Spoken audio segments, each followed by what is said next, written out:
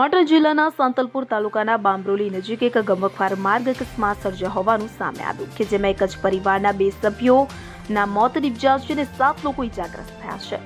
મળી આવતી જાણકારી અનુસાર કચ્છના ચુડવા ગામના કુરેજા પરિવાર ઉનાવા દરગાહની યાત્રાએ જઈ રહ્યો હતો। તે દરમિયાન તેમની સ્કોર્પિયો ગાડી અચાનક રોડની સાઈડમાં પલટી મારી ગઈ હતી।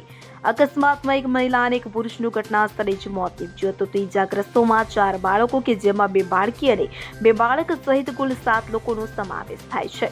તો પ્રાથમિક તપાસમાં જાણવા મળ્યા અનુસાર વાહન ચાલકે સ્ટીયરિંગ પરનો કાબુ ગુમાવતા અકસ્માત સર્જાયો હોવાનું અનુમાન લગાવાયું હતું। ગંભીર ઇજાઓ પામેલા તમામ ઇજાગ્રસ્તોને તાત્કાલિક સારવાર અર્થે રાધનપુર અને ધારપુર હોસ્પિટલમાં ખસેડવામાં આવ્યા હતા। ઇજાગ્રસ્તોમાં એક મહિલા અને એક બાળકની સ્થિતિ વધુ ગંભીર હોવાનું જાણવા મળ્યું છે। ત્યારે આ સમગ્ર અકસ્માત મામલે સ્થાનિક પોલીસે ઘટનાની નોંધ લઈને તપાસ હાથ ધરી છે। Bureau report CN24 news.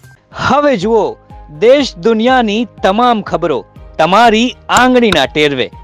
ઉઠાવો મોબાઈલ અને ગૂગલ પ્લે સ્ટોર પરથી ડાઉનલોડ કરો અમારી CN24 ન્યૂઝ મોબાઈલ એપ।